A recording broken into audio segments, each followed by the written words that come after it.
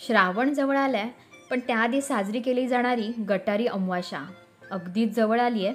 तर तुम्हीसुद्धा त्यासाठी काही प्लॅनिंग करत असाल, काय मेन्यू बनवायचा, असा जर प्रश्न तुम्हालाही पडला असेल तर आजची माझी रेसिपी नक्की पहा.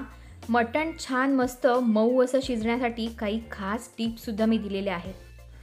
भन्नाट अशी आपली आजची रेसिपी आहे, तेव्हा तुम्हीसुद्धा नक्कीच बनवून बघा. गटारी स्पेशल झणझणीत असा मटण रस्सा. हॅलो फ्रेंड्स, मी रश्मी तेंडुलकर आणि तुम्ही पाहत आहात अमेझिंग रेसिपीज. झणझणीत मटण रस्सा बनवण्यासाठी मी इथे 1 किलो बकऱ्याचं मटण घेतलं आहे. त्यानंतर 4 बारीक चिरलेले कांदे घेतलेले आहेत. आलं लसूण पेस्ट आपण 3 चमचे वापरणार आहोत. त्यानंतर इथे मसाले आपण जे घेतले आहेत त्यामध्ये आगरी मसाला मी इथे घेतलेला आहे, गरम मसाला आपण घेतलेला आहे आणि हळद आपल्याला लागणार आहे. फोडणीसाठी तेल, चवीपुरतं मीठ आणि वाटप बनवण्यासाठी मी इथे सुकं खोबऱ्याची अर्धी वाटी आणि 2 अख्खे कांदे आपल्याला लागणार आहेत. तर ह्यापासून आपण मस्त ह्या रश्श्यासाठी वाटप बनवणार आहोत. चला तर मग लगेचच वाटप बनवायला सुरुवात करूया. तर मी इथे गॅस स्टोववरती तुम्ही बघाल कांदा आपण भाजून घेणार आहोत. तुमच्याकडे जर जाळी असेल तर तुम्ही त्याच्यावरती ठेवून कांदा आणि सोबत खोबरं एकत्र भाजू शकता. मी या पद्धतीचं मटण जे आहे ते अलिबागमध्ये खाल्लं होतं आणि कांदा आणि खोबरं जे आहे ते दोन्ही त्यांनी छान मस्त चुलीमध्ये छान खरपूस असं भाजून घेतलं होतं. त्यामुळे मटणाला खूपच अप्रतिम अशी टेस्ट आली होती. कांदा आणि खोबरं दोन्हीसुद्धा बारीक तुकडे करून हे छान खलबत्त्यामध्ये वाटून घ्यायचं. त्यामुळे टेस्ट अप्रतिमच लागते. मी इथे मिक्सरवरतीच हे छान बारीक करून घेतलं आहे. पाणी न घालता आपण हे वाटप रेडी केलं आहे. तुम्ही हे वाटप ड्राय असं वाटून सुद्धा स्टोअर करून ठेवू शकता. तर मटणामध्ये आता आपण 2 चमचे आलं लसूण पेस्ट ॲड केली आहे, थोडीशी आपण बाजूला ठेवली आहे. गरम मसाला मी थोडा ॲड केला आहे, हळद आणि आगरी मटण मसाला हा मी इथे घातलेला आहे. तुम्ही घरातला कोणताही घरगुती तुमचा रोजच्या वापरातला मसाला घालू शकता. तर आता हे व्यवस्थित आपण मिक्स करून घेऊया आणि हे मॅरिनेट करण्यासाठी एक अर्धा तास आपण ठेवून देणार आहोत. तोपर्यंत आपण बाकीची तयारी सुरू करूया. तर इथे मी आता कढई ठेवलेली आहे. कढई चालू करून गरम झाल्यानंतर आपण त्यामध्ये 2 मोठे चमचे तेल घालून घेणार आहोत. त्यानंतर आपण आलं लसूण पेस्ट घातली आहे. ही छान मस्त आलं लसूण पेस्टचा कच्चटपणा जाईपर्यंत परतली आहे आणि आता बारीक चिरलेले कांदे ॲड केले आहेत. कांदा आपल्याला छान मस्त मऊ करून घ्यायचा आहे. छान गुलाबी असा झाल्यानंतर ह्यामध्ये आता आपल्याला आपले पावडर मसाले ॲड करायचे आहेत. तर इथे हळद, गरम मसाला आणि आगरी मसाला मी इथे ॲड केलेला आहे. खूपच मस्त अगदी रश्श्याला आपल्या छान झणझणीत अशी टेस्ट येणार आहे. तर आता हे छान मस्त आपण मसाले जे आहेत ते कांद्यासोबत व्यवस्थित परतून घेऊया.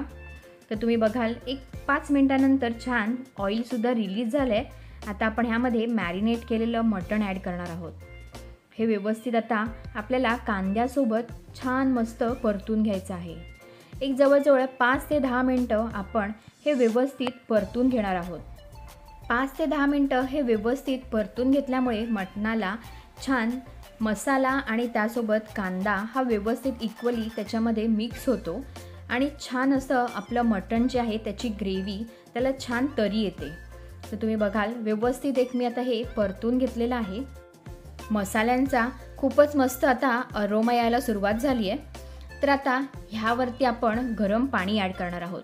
तर एका दुसऱ्या बाजूला मी पाणीसुद्धा तापत ठेवलेलं आहे आणि पाणी तापल्यानंतर आपण गरम पाणी ह्यामध्ये घालणार आहोत.